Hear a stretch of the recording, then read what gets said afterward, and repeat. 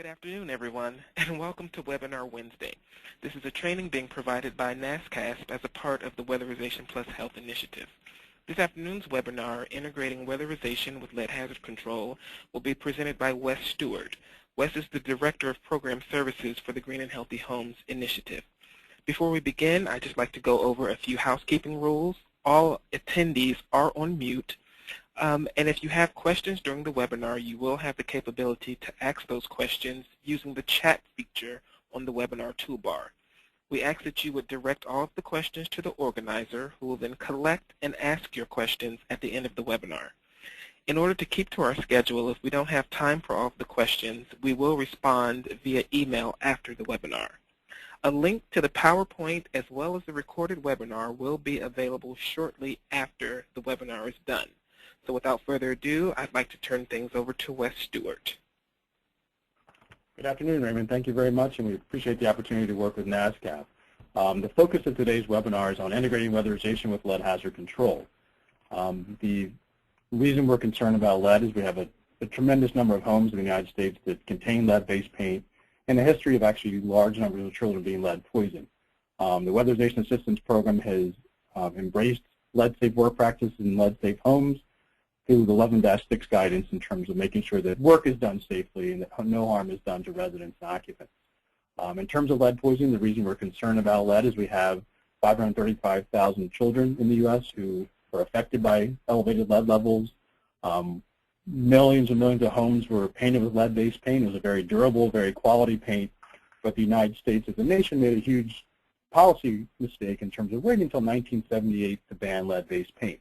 Many Western civilized nations did in the 20s and 30s, and unfortunately we used lead paint in homes in the 40s and 50s that resulted in many homes today having deteriorated leaded conditions. If you look around the United States, there's 38 million homes that contain lead-based paint. The best estimate is about 24 million of those homes actually contain substantial lead hazards. The older the home is, both the higher the lead content and the higher probability there is lead-based paint in the property. And so this map provides a little overview of where our older housing stock is dispersed throughout the United States. The primary source of lead poisoning for children is actually deteriorated lead-based paint and lead dust that's generated by deteriorated lead-based paint. We typically find lead-based paint on windows, doors, floor areas, exterior surfaces were common areas that were painted with lead-based paint. Another activity that we were concerned about in terms of not only just deteriorated paint is actually renovation activities, include weatherization activities that disturb paint and generate hazardous lead dust that may cause hazards for both the occupants and also the workers themselves in terms of how the work is conducted. The main pathway for lead and lead dust getting into the body is ingestion for children through hand-to-mouth activity, and typically for adults is more occupational exposure for inhalation from working in leaded products or working in industries where they're exposed to lead dust and lead hazards. The reason children and pregnant women are more affected is their absorption rate is actually higher. So as an adult, we may be exposed to lead, but we don't absorb lead at the same rate as a child or pregnant woman, who often can absorb up to 50% of the lead that's taken in by ingestion. The effects of lead poisoning, and the reason that the DOE and HUD and EPA are so concerned, is that they're devastating societal effects, from learning disabilities, loss of IQ, speech development problems, all of which prevent a child from doing well in school. And unfortunately, some of the violent aggressive behavior that's attributed to lead poisoning also leads to juvenile delinquency and criminal justice issues for large numbers of children in the United States. For adults, the risk is more, again, occupational, but when you're exposed as an adult, you can have long-term early mortality, cardiovascular disease, reproductive issues. As we see our aging population actually, through osteoporosis, actually releasing lead from their bones back into the body system as they become seniors. So a long-term lead toll from lead poisoning. Our goal today is to talk about how do we avoid lead poisoning, how do we make sure that our contractors are using lead-safe practices, but also how do we use an integrated model to bring in lead hazard reduction funding, to bring in private partners, public partners, into integrated models that actually allow weatherization and WAP programs to take advantage of lead hazard reduction funding that's available city, state, and federally funded. Well, what are the benefits of having an integrated strategy? We're going to talk about several sites that have actually been very successful in integrating lead hazard reduction programs with their weatherization assistance program. The benefits are obviously that lead work is done safely, that we don't have occupants being harmed or poisoned. There's a number of lead-related laws, federally, state, and local, we're going to walk through in terms of being a weatherization assistance program manager that you need to be aware of. And the benefits of having a lead partner is that they can actually make sure laws are being complied with on your behalf for any of the contractors who are doing work in your joint units. One of the key issues is deferrals. When an energy auditor goes in and finds substantial lead hazards, those units are typically deferred until the lead hazard's addressed. By having a lead hazard reduction partner, an integrated model, you're actually able to bring those units back into the pipeline and reduce deferral rates as well. There's also benefits of having lead hazard reduction partners who have grant funding, rehabilitation grant funding, because they often can buy down dollars and reduce some of the costs that would be incurred by a weatherization program, such as window replacement or other things that actually the lead program can pay for. We're making sure there's no liability risk for both the program and for the owner. And lastly, we're producing comprehensive interventions. Through an integrated strategy of lead, weatherization, and rehab, you can get a whole house intervention where the family benefits not only by reduced energy, but reduced medical costs and their lifetime impact on earnings that are positive. In terms of 11-6, as a WAP program manager, you need to be aware that 11-6 guidance clearly requires that all weatherization work be done in a lead-safe manner, that the work comply with the EPA RRP rule. And what many programs have done is just made that part of the contracting process, that contractors actually are both weatherization certified, but also are lead certified as lead-safe renovator firms. The other reason that you need a lead hazard reduction partner is WAP funding is not able to be used to pay for lead hazard reduction measures. So again, instead of having a property that's deferred, having an integrated strategy results in properties being brought into the pipeline, getting completed, and you're meeting your unit production benchmarks and goals. So what are some of the successful models? Before we get into the details of how to develop your own model, it's important to understand that there are success stories in several programs around the country that are effectively combining WAP funding, weatherization funding, most typically with HUD lead hazard control or lead hazard reduction demonstration grant funding. So in Cleveland and Flint, we have WAP programs where they're actually partnering with the lead hazard reduction programs from HUD. They're able to go in and do weatherization and lead work jointly, and actually are producing great results in terms of having units that are not deferred and also having cost burdens shared across the programs. In Providence, they're actually using state funding for their energy assistance and energy programs to couple up with HUD lead hazard control programs.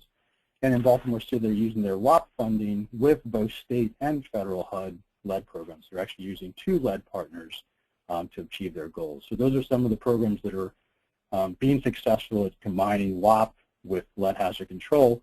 And as we'll talk about, that's really the first step, to reach out to look and see what are the lead programs that are funded through HUD in your area as a potential partner, but obviously state funding as well that you may be able to integrate into your model.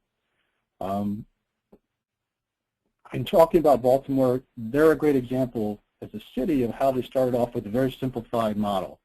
And this is our recommendation to sites that are considering going to integration and bringing in a lead partner.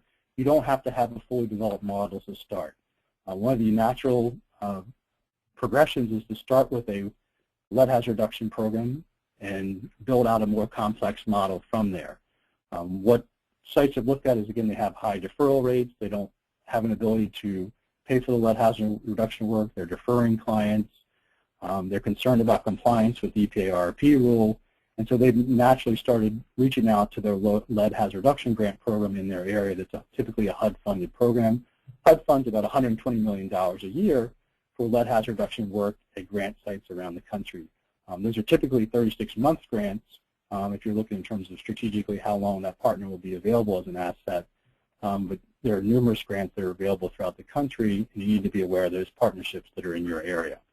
So again, you can start out simple. That's what Baltimore did. They just naturally looked out, and they developed a whole house assessment triage process to deal with the most complex cases, the higher level lead and rehab cases, and partner with the local lead program and the rehab program. The Baltimore City model is actually in a Department of Housing Community Development office, so it's not a CAP agency. So they've built out their model based on a governmental model, but these tools can also be effective in a private model as well. From that point, from the simple model, they developed a much more complex and really an innovative model how to fully integrate from the application all the way through to the completion of the unit. And they did an asset mapping to look at all the potential resources that were out there. They built a large collaborative of not only housing intervention, but also social service, case management, all kinds of other wraparound services. They developed a shared data platform, and they developed a formal process for integrating lead hazard reduction with weatherization programs. Some of the key models of what is called the LIGHT process in Baltimore. Baltimore's a Green and Healthy Homes Initiative site, and through the city process, they developed a LIGHT program. And what happens is, through that process, every application that comes in goes through a single portal intake process. So if I'm a weatherization applicant, I come into the process, and I have also, if I'm a house that has weatherization and lead needs, I'm assessed for not only my weatherization needs, I'm also assessed for my lead needs, and all the potential funding resources are integrated and brought to bear in that home. So they have a LIGHT coordinator who's responsible for grading those funds. That person oversees the weatherization money, the lead hazard reduction money, and the rehab money. And they have an integrated process in terms of assessment. So when assessments are done, they're looking at the energy audit needs, they're looking at the lead hazard needs, the healthy homes, and the rehab, and assessing the home comprehensively. From that moment, once there's an assessment done, there's a scope of work that's developed that addresses all the needs of the house. And that way, programs are very successful in the LIGHT model of actually braiding together all the resources that are necessary. And lastly, they also have a database that's shared among all the partners in the collaborative. So how it works in Baltimore City, if you're looking for a model program in terms of how the weatherization program there has integrated lead, they have a single portal intake. So they have an application form for weatherization, lead, and rehabilitation, all a single application, which is pretty revolutionary. From that point, they actually send out assessors to the home to make sure the application is completed. They've developed a in-the-field tool that actually scans in documents, qualifies individuals for the programs, and also even qualifies them for other benefits in terms of social service benefits as well, to help actually make the family more stable. The LIGHT assessment, as I mentioned, is conducted to assess all the hazards in the home.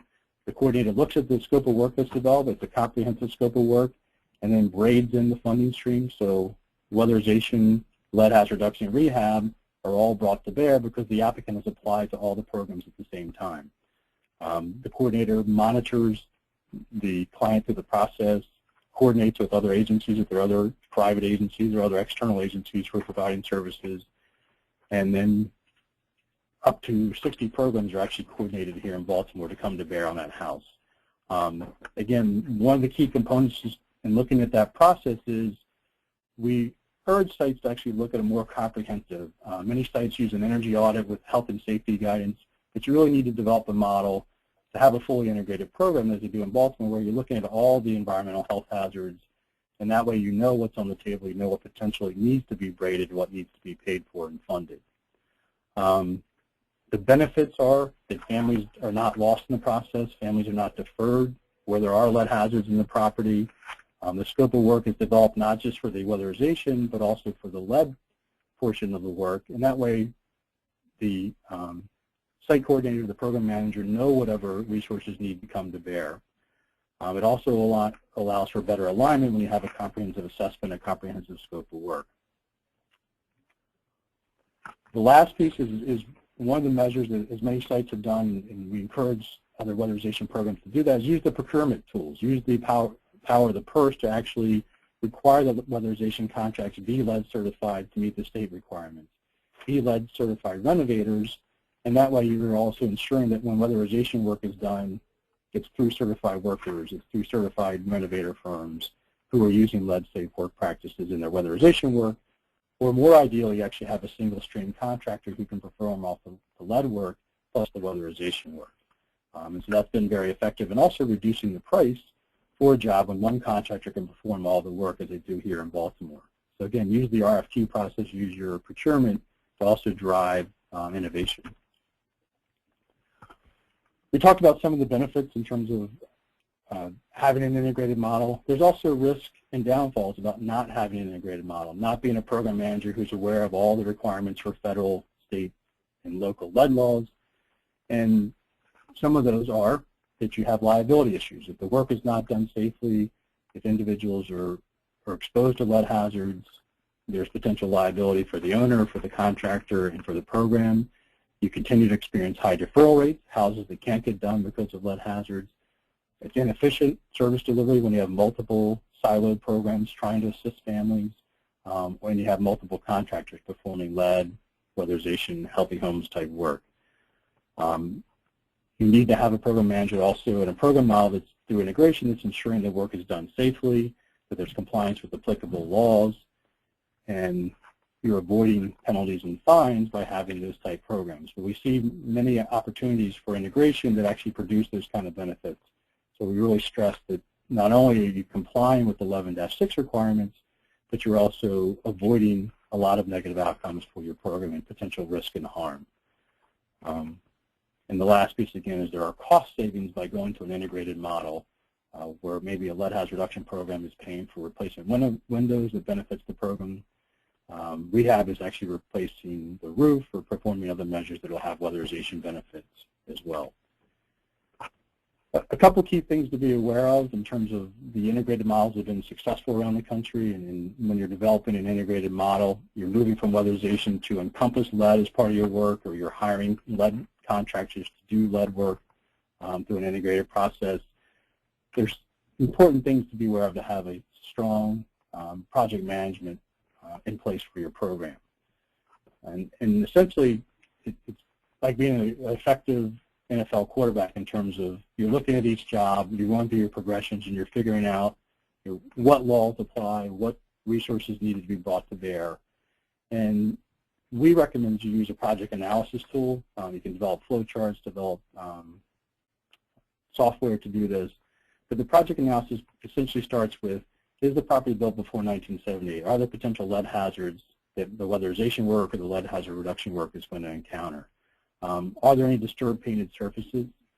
Are there existing deteriorated painted surfaces in the property you need to be aware of when the energy audit's being conducted? Or are those surfaces below the de minimis level? So it's really a progression. And here's some of the things that we would recommend that you include in your project analysis to have a good project management oversight of both the weatherization work and the lead work itself. The first one is, when you're looking at a weatherization job and a potential lead job, you want to know, is there a local lead violation? As a program manager, you need to be aware that although 11-6 states that you need to comply with the EPA RRP rule, there may be a local lead violation on the property due to an EBL, an elevated blood lead level investigation. There may be a lead abatement requirement to be conducted, and so you want to know that as you develop your scope of work, or be aware of what's required in the property. There are oftentimes local and state laws that may be affected if the work is being deemed abatement. In states such as Maryland, they actually have lead-specific laws that require treatment and inspection standards. So you need to be aware of both the lead violation, is there a local or state law that impacts it. And the next stage is actually looking at, are there federal funds involved? Again, we're not going to get into a detailed explanation of all the laws that apply, but as a program manager, you're really going through your progressions. The next one is there HUD funding that's being brought to bear on this project? Is it rehabilitation funding from HUD? Is it lead hazard reduction funding? Or is the work being conducted in a property that is covered by the lead safe housing rule? So in terms of, does the lead safe housing rule apply? Those are the questions you need to look at. And the key thing for the lead safe housing rule is, what type of property is it? Is it a housing choice voucher or Section 8 property? And is HUD assistance being integrated into this property? And do you need to comply with the lead safe housing rule? The reason that's important, as a program manager, the lead safe housing rule is more stringent than the EPA RRP rule, and therefore it supersedes the RRP rule in many areas. And so as a program manager, you want to know, is HUD funding being used? And you may be required to do different pre- and post-inspection requirements, again, that are more stringent. You may need a lead risk assessor to assess the property, may need to do lead dust testing versus just doing the RRP cleaning cloth inspection. A couple other distinctions are that the de minimis level in terms of allowable hazards in the property is 2 square feet for the lead-safe housing rule and 6 square feet for the EPA RRP rule. In terms of clearance standing, again, typically a house that comes under the lead-safe housing rule, you're also going to have to pass lead dust inspections for the floors and the sills. Those levels are 40 and 250. And again, you need to be aware that is a more stringent process than your contractor may be aware of or you may be aware of for a basic EPA RRP rule house. If you're looking for additional guidance on how the work should be conducted, what are safe practices, HUD has released its new guidelines for the evaluation and control of lead-based paint hazards. That site is here if you want to. It's very extensive and a very knowledgeable manual, which goes into all kinds of detail on the assessment, scope of work, and clearance standards. So that's a good resource for folks if they're looking for that kind of guidance. As you progress through you're looking at, is it a property that's covered by a state or local law? Is there HUD funding involved? The next aspect is, does the EPA RRP rule apply to this project? Do I have a weatherization job where I have to have a lead hazard reduction intervention conducted? I need to use certified renovators. I need to make sure, let's say, work practices are used. And in some instances, that analysis includes, is the state an authorized RRP state where actually they oversee the certification of contractors and the work that goes on in properties. But the initial question is again, in looking at, does the EPA RRP rule is it work being done that's going to disturb paint in a pre-1978 property? Well, most of the time we have weatherization work that goes on. That is occurring in terms of you're oftentimes disturbing paint. You may be installing ductwork. You may be doing renovation work. You may be replacing a door, doing other measures that are part of air sealing. So anytime paint is disturbed in a pre-78 property, weatherization providers need to be aware, and in particular managers, of rules and laws that may come into play. I'm going to quickly run through the EPA RRP rule, just again as a guidance for a program manager when you're developing your integrated model. You want to be aware of local lead laws, let's say housing rule, EPA RRP rule, which says any work that's performed for compensation in a pre-1978 property that disturbs paint, the EPA RRP rule may apply. It does not apply to homeowner properties where the homeowner is doing the work themselves. It does not apply to properties where no compensation is occurring in the property. So if someone's uncle or someone's friend comes over and works on the property for no compensation, the EPA RRP rule does not apply. It also does not apply to properties built before 1978, zero-bedroom dwellings, or properties where the house or the components have been determined to be lead-free by an inspection. A couple other exclusions in terms of the EPA RRP rule to be aware of is the exclusion occurs for properties on the interior where there's 6 square feet or less per room, where you're disturbing deteriorated paint. On the exterior, that exclusion goes up to 20 square feet for exterior surfaces. There's also an exclusion for emergency repairs to come in, for example, to repair electrical problem or a plumbing issue in the property, but again, that's only for emergency circumstances. The basics of the EPA RRP rule, again, as a program manager, you may be hiring an EPA certified renovator.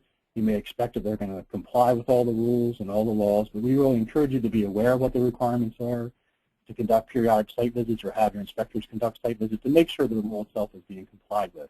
Those are good practices in the industry to make sure that, let's say, practices are going on, proper cleanup is done, et cetera. Under the EPA RRP rule, the first requirement is that the contractor provide to the owner and to the occupant a copy of the Renovate Right pamphlet, that pre-inspection, pre-intervention inspection and testing is done to determine where the lead, is there lead present in the property, are there lead hazards. The work needs to be done by certified workers. They need to use lead-safe work practices, and there needs to be a post-intervention inspection.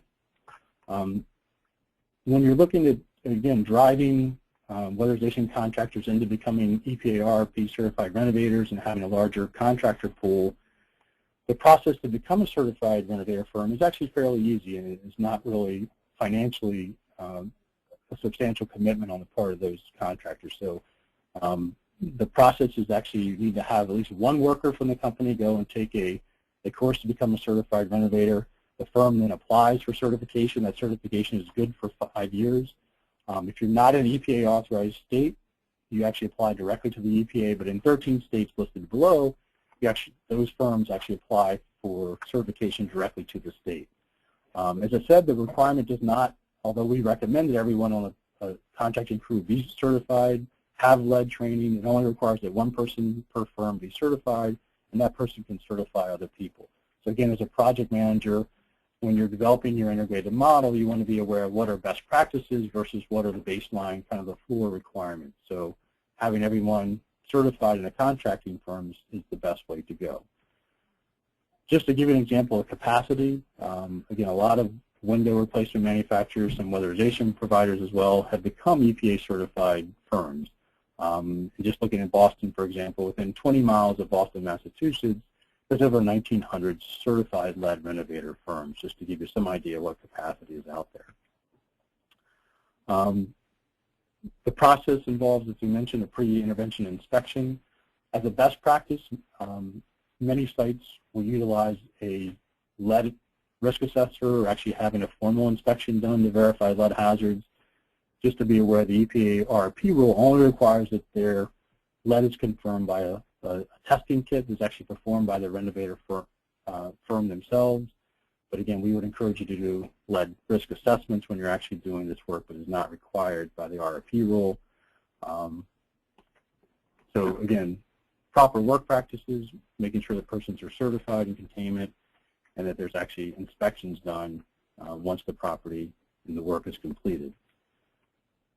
The key distinction then, when we talked about clearance inspections, the EPA RRP rule allows a cleaning cloth to be used for inspection, but we would encourage you to go a higher level and actually require lead dust testing in your units.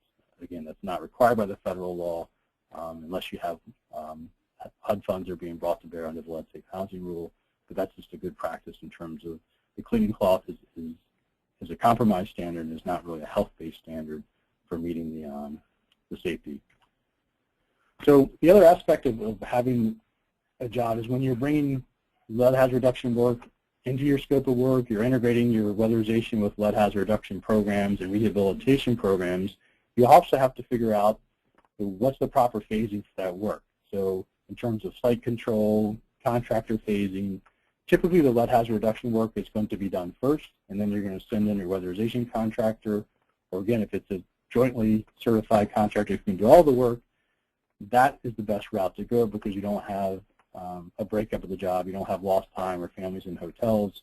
So again, if you have a single stream contractor, that's the best process. But if not, be aware that you want to know when the lead hazard reduction work is completed, and when the weatherization contractor comes in, you want to make sure they're not disturbing the surfaces that were just stabilized or just remediated in terms of lead hazard reduction. So one of the key things to be aware of on best practices is once that work is done for lead hazard reduction, you want to make sure your weatherization contractor is not coming in and jittering lead hazards through their work. So the reason we're concerned about those practices is what we see and what many contractor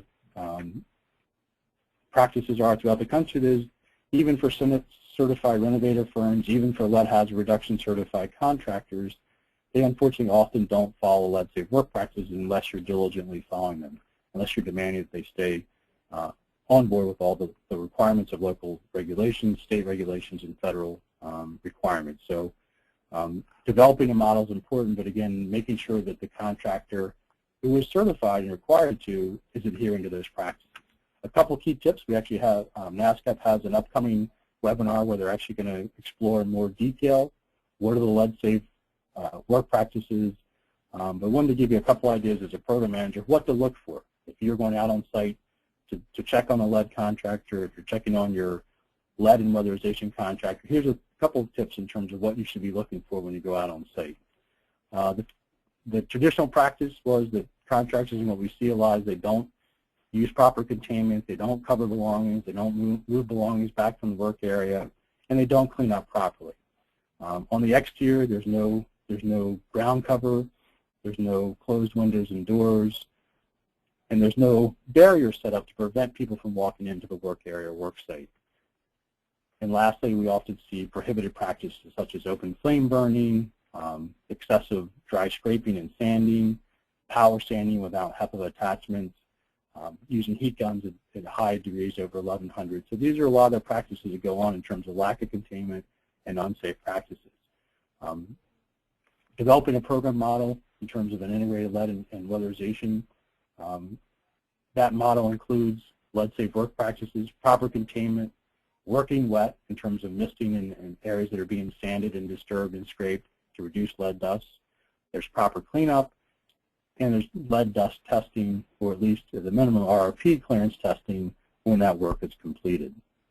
When you're working, coming out to the job site, what you're looking for is the access limited to the work area, or children, residents, pets, neighbors being prevented from accessing the work area? Is there containment? Are the belongings covered? Is furniture covered in the work area? Is the floor covered with plastic sheeting as well to ensure, again, that lead, dust, and debris is contained? It's very, very difficult to remove lead dust from upholstered furniture, from carpets. So using lead-safe work practices is essential to not contaminating the work site. And as a program manager, being responsible for cleanup or potential liability issues if your contractor doesn't do the work safely. So again, we're protecting, we're covering belongings and furniture. We're protecting floors through plastic sheeting covering. We're closing windows and doors, sealing off HVAC systems that may disperse lead dust that's generated by the work, and sealing off those intake vents. And we're also turning off the HVAC system as well.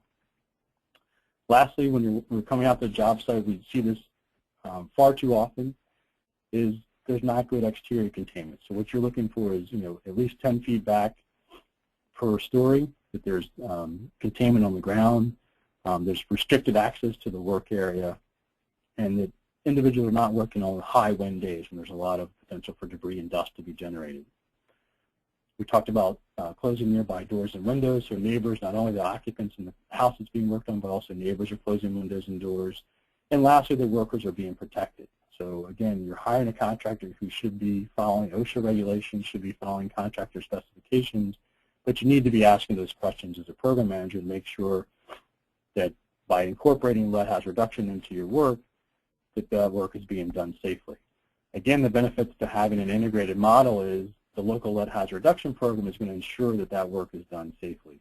They're going to also be your ally and your advocate in going out to the job site. So again, it's not on the WAP provider, always the weatherization provider. So if you have an integrated model, your local lead program and their inspectors may be making sure these things are being done properly as well. The last thing is proper cleanup. This is essential. So again, when you come out to the job site, the work is complete. You certainly should not be able to see visible dust, visible debris. There should have been proper cleanup using a HEPA vacuum and wet cleaning of surfaces, horizontal surfaces in the property to make sure that lead, dust, and debris has been picked up. And lastly, it's disposed of properly in terms of being taken off the work site, placed in poly bags and taken off and disposed of versus just left out for the trash or left out on the job site, which can cause hazards and liability risk. The last piece, which is part of a really strong integrated lead and weatherization model, is a resident education. Many of the WAP providers already do this as part of their post-intervention component, which is owner education on not only the weatherization measures, but in most instances, the property is not going to be brought to a lead-free standard. And what that means is there's still existing lead-based paint in the property, even though the paint has been stabilized, possibly windows or doors have been replaced, but most typically there are still lead-based components, lead-based paint components in the property. So you need to make owners aware that if there are deteriorated surfaces in the future, if they're doing work that disturbs paint, they need to do it safely or hire contractors to do it safely. Another key component part of the post-remediation education and owner education is compliance also with Federal Title 10. So as part of an integrated strategy, a program manager needs to be aware of lead risk reduction, lead inspection reports, lead clearance reports. It's important that you have a strategy to make sure that those reports and those documents are provided to the owner so that owner can be in compliance with the Federal Title 10 regulations on disclosure. Just to walk you through that very briefly, again, to be aware of as a program manager, Federal Title 10 has been around for 20 years. It's the lead disclosure law, and it applies to all pre-1978 properties. It has similar exemptions as the RRP rule, which is, again, it doesn't apply to lead-free properties built after 1978, or zero-bedroom dwellings. But any work, in terms of lead inspection, lead hazard reduction work. Documents are being generated, reports are being generated that need to be provided to the owner so they can provide that information to a future seller or a future tenant. The Title 10 requirements are that you disclose if you're selling a property or renting a property, the owner needs to make the tenant or the purchaser aware there may be lead hazards by distributing the lead protect your family from lead in your home pamphlet. They're providing actual knowledge, and this is where the integrated model comes in. If you're producing lead risk assessments or lead reports, the owner is required to give a copy of those reports to the occupant and also to a future purchaser. Again, as part of due diligence is a program you want to make sure that either your weatherization program, if you're doing the work in-house, or if you're using a lead hazard partner, those reports are getting to the owner so they can do proper disclosure. The last piece is, of course, document retention, making sure that those documents are kept for a period of at least 3 years once the work is completed. One other area in terms of a strong project management model to be aware of is there are liability issues around lead hazards, lead hazard reduction activities, and potential lead exposure for occupants and neighbors and other residents. One way to have protection and guard against that is to have good insurance policies as well as good lead safe practices. Most property coverage, if you're relying on the owner who has signed an owner agreement to maintain insurance, most owners' insurance policies for your client do not cover lead hazard exposure or lead hazard liability. So just be aware the owner policy will typically not cover that. There's normally an exclusion in the lead policy. One way to ameliorate that is actually to have the owner obtain other insurance. That's fairly burdensome. But more commonly, if you're worried about the contractor's work product and lead safe practices, you can also require pollution coverage, which will typically cover lead exposure to the occupants and other exposures. So that coverage is not often. Many contractors have liability insurance or business owners insurance, but you may require pollution coverage as well for your lead contractors, those doing lead work. So part of that integrated strategy, again, to not only bring together and grade those funding sources, but you also want to have a model that's producing good work. It's meeting the goals of the program of keeping the projects lead safe, reducing hazards, and also reducing costs. And that's achieved through really planning the job in terms of phasing, having lead hazard reduction work done, having that integrity of that work maintained while the weatherization work goes on, making sure that you're complying with the EPA RRP Rule as required by 11-6, that you're complying with other federal laws such as the Lead Safe Housing Rule, Federal Title 10, or state and local lead laws that are specific in your jurisdiction. You want to make sure that the contractors, whether they're weatherization or lead specific, are using lead safe work practices, that you develop an integrated model where you're coordinating the interventions, you're reducing delays, client fatigue, deferrals, expenses in terms of temporary relocation by having a very coordinated and strong communication model with your program partners.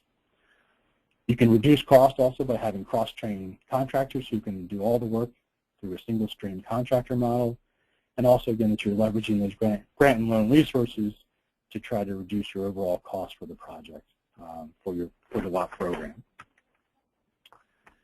And looking at the successful sites, we mentioned 4 in terms of Baltimore, Cleveland, Flint, and Providence.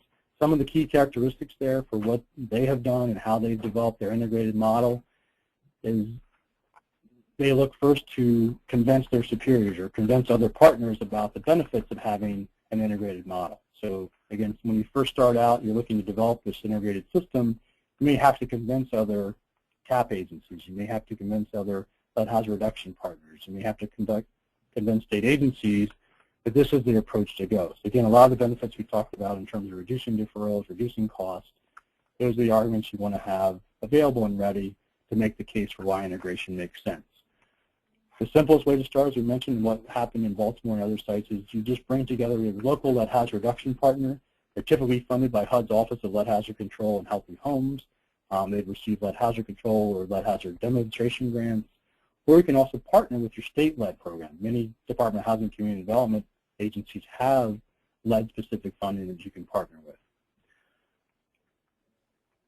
The other aspect is you need to also get your program staff on board in terms of looking at, what are the barriers to integration, what's the resistance, and developing strategies around having a coordinated process. So if housing and health, or health has the lead funds and the housing agency has the weatherization funds, you need to develop systems that are going to work and how those partnerships are going to work and how the funds are going to flow freely.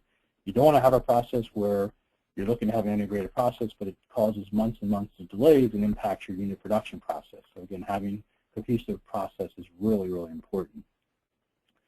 That's been achieved in terms of many sites have developed application forms that are combined application forms. They've developed MOUs or other mechanisms to have an integrated process where they're not delays because of bureaucratic technicalities or holdups. As I mentioned, several sites to formalize the referral process, to formalize the flow of funds, have used MOUs, they've developed compacts, flowcharts, triage processes, joint application forms. Sometimes there's issue of privacy in terms of LA blood lead data, in terms of HIPAA agreements. So again, all those barriers or potential barriers can be overcome, and there's a lot of success stories around the country of how those partnerships are working effectively. The last piece is also having a grading chart to, again, look at, I'm a weatherization WAP program, how do I grade in rehab, lead hazard reduction, or potentially Healthy Homes money to get this project done. One of the steps that's also proven very effective is to have a really extensive asset mapping process go on. So as you develop your model, you want to make sure that you're really looking at all the potential resources, not just the usual suspects in terms of your immediate known hazard reduction partners, your immediate rehab. Make sure you're really looking at where funds can also be repurposed. So community development block grant money is very flexible, for example. Community service block grant money can also be accessed. So you want to look at not only what's readily available, but how can you repurpose potential funding, and then where are your gaps? Again, if you're a weatherization program, there has been a tremendous cutback in terms of the funding that's available, so it's even more critical now that you have an integrated model, that you're bringing in lead hazard reduction partners who can help you get jobs done as well. And when you're looking at some of those other funding sources, we mentioned the HUD Office of Lead Hazard Control lead grants, CDBG, CSBG, NSP funds have been used to be integrated with weatherization funds. Oftentimes they're state or county home repair programs that you can braid together. Many of them programs do not restrict the use of funds to non-lead activities. So again, you may be able to bring in partners to integrate with your weatherization model through home rehabilitation, home repair programs. And some sites have also used philanthropic money. So again, that's not a natural maybe for folks to go out, but we can talk in more detail about how to do that. But philanthropy can play a key role in filling the gaps as well and bringing in resources that you may not have been aware of or not considered as part of your integrated model. The results are you have a comprehensive assessment, a comprehensive intervention that not only produces a house which there's reduced energy costs, it's properly weatherized, but you now have a house also that was not deferred, where the lead hazards are addressed, a child's not being poisoned in the property, the work was done safely using certified contractors, and in many cases you're doing the job for less cost because you're using a partner to produce and provide some of the funding resources. So again, an integrated systematic grading process is proven to be very effective around the country, and you don't have to go to a full-blown model on day one, but there's a way to integrate lead hazard reduction in your model in a natural progression as well. So lastly, again, just to recap what's going on at other sites and what the benefits are by producing an integrated model.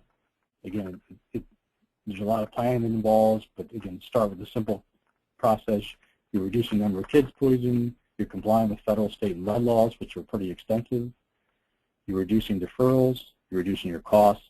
You're also addressing concerns about liability risk, both for the program, for the contractor, and for the owner, by having weatherization come in, by having weatherization disturb painted surfaces in older properties built before 1978. And you're also producing more comprehensive interventions that benefit the neighborhood, the community, and your jurisdiction. So just to share one story in terms of, we talked about the Baltimore model and how this works in practice. The Veal family at 612 North Curley Street is a great example. They applied to the weatherization program. The energy audit went out, encountered numerous health and safety defects in the property in terms of lead hazards in the property, mold, water infiltration, no working furnace. The family was heating the home through the stove. We had 2 asthma-diagnosed kids who, due to all kinds of pest issues in terms of mold, mice, poor indoor air quality, were actually having repeated asthma visits to the hospital and the ER. There were school attendance was impacted.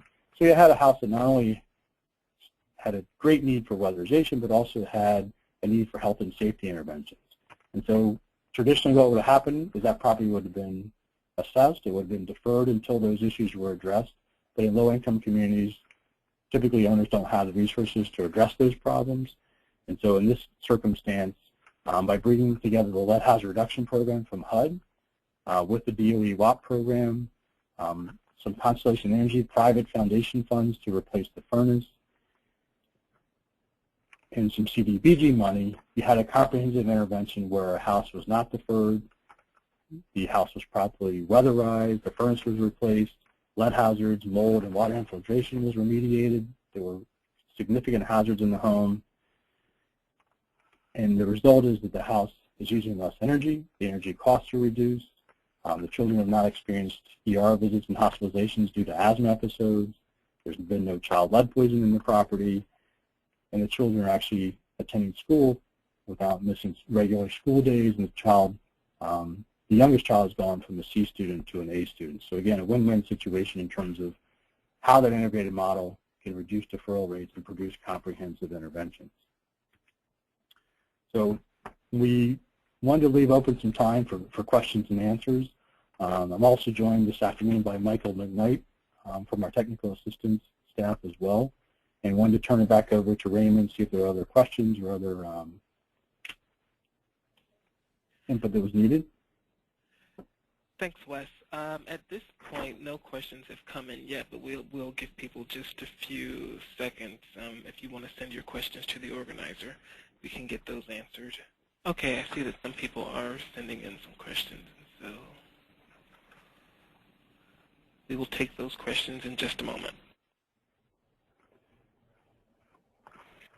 And one thing I wanted to offer as well, we did provide the contact information, the website for NASCAP, also for myself and for Mike McKnight and our Senior Executive Director, Ruth Ann Norton, our email. If you have specific questions, we can also talk to people offline if they don't submit them now. We'd be glad to follow up with them as well. Okay, we do have one question for you, Wes. Do you have cost to benefit analysis data? Yes, so again, one of the benefits about the integrated model is you're not only producing a weatherization product, you're also having a house that has lower medical costs, improved health outcomes for families. So in some of the sites that are part of the Green and Healthy Homes Initiative, for example, we do pre and post allergen health surveys, we do pre and post EBL determinations, and we actually do 12 months pre and post energy cost analysis as well. So again, I'm not speaking for all the programs across the country, but in many sites where they're integrating this model, you are seeing benefits beyond just the weatherization work itself in terms of improved health outcomes. Okay, so it looks like that is our only question. However, as you said before, if you think of anything after this webinar, oh, we have another question. WPN requires both RRP and LSW training. Is there an LSW certification, and how do we ensure compliance with WPN 11.6 training? So as I mentioned before, really the EPA renovator is the floor. So you may have local or federal requirements based on the nature of the work, the type of work, and the amount of work. So in terms of the state, you may have a state requirement that any work that's done that's lead hazard reduction work may be deemed to be lead abatement work and has to meet the state standards. So in many cases, an EPA renovator firm may be all that's required under the federal law, but you may have a state that says that firm also has to be a certified contractor under the lead certification standards of the state, and all the workers also have to get state certification. So, for example, in Maryland, a worker has to be an EPA RRP renovator, but they also have to be a lead-safe contractor. So you do have to meet both those requirements. If you're in a jurisdiction where they also require lead certification through the state for both the worker and the firm. The other instance is also if you're working on a house, again, where lead hazard reduction money is coming from HUD, or if there's HUD rehabilitation funds that are being brought into the property, you may also have to meet other certification standards and certainly other clearance standards for that property. So just be aware, again, wherever the law is more stringent, that law will typically supersede the EPA RRP rule, which is a floor. Okay, and what is the typical turnaround time from start to finish with the partnership collaborations? Well, I'll take Baltimore, so we're using them as a case model. What has happened is you have greatly reduced the amount of time that's needed through a single portal intake process. Instead of having 3 different programs, the person applies to weatherization, lead, and rehab at the same time. They're deemed to be eligible. The property is assessed comprehensively, and the work is completed. So, a job, and again, I can't speak for the city in terms of those jobs. In terms of our model, we have an in-house crew here. We can get the job done within 2 weeks in terms of turning a property around through an integrated model. So, but again, the city of Baltimore has greatly reduced the turnaround time for units by having this integrated process. And also, in terms of what typically happened in the past, you don't have a family who's left deferred, which is in the past and in a non-integrated program, the family is deferred to have the family seek out lead funding on their own or to resolve the lead issues first and then come back to the weatherization program. And that often doesn't occur. The family's unable to pay for it or find those resources. And this is Michael McKnight, and I just want to add, like Wes said, it really kind of varies on the locality in terms of how they do the referrals in terms of that time frame. But one thing that we found in many of our sites is that they'll set up regular sort of check-in calls or check-in meetings between the weatherization agencies and the lead program. So they may check in, every Tuesday or every other Tuesday and see if there's a property that, is cross-eligible for both programs. And so in that way, you don't have, a property sitting out there and sort of falling through the cracks that within, a week or 2 weeks, it'll be addressed by both programs. Okay, thanks, Mike. Are there any problems with integrating both HUD and WAP funding since they're both federal dollars?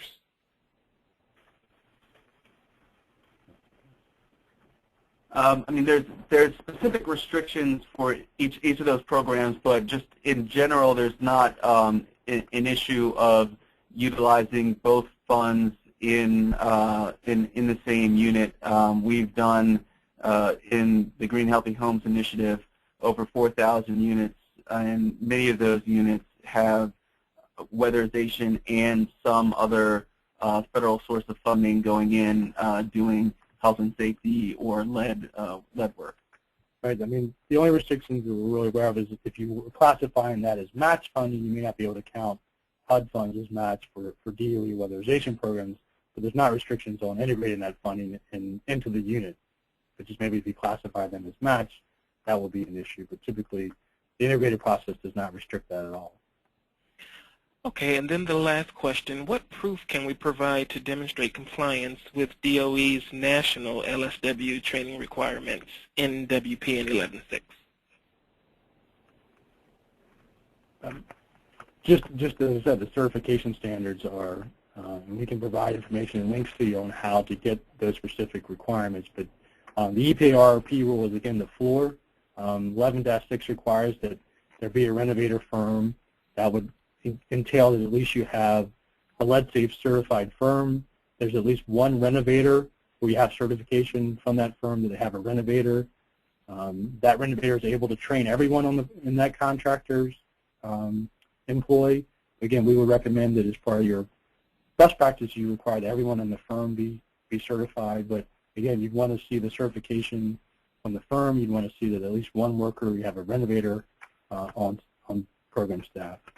And I'd also add, I believe, and Raymond, you can follow up on this, but I believe there is another webinar series that's specifically going to focus on LSW, let's say weatherization, in a couple of weeks? Yes, there will be. Okay, it looks like that is the last question, and so I would like to thank Wes and Mike for being on the webinar today, and also the participants on the call as well. Over the next couple of days, the participants on this call will be receiving an email that will have links to this PowerPoint as well as the recorded presentation. You'll also be receiving a questionnaire, and we hope that you'll have a few minutes to fill that out, as those answers that you give us will be considered as we are designing future trainings. Our webinar series will continue next week with a review of our new Weatherization Plus Health website. Registration is available via the event page on www.wxplushealth.org. Again, I'd like to thank you all for participating today, and have a good afternoon.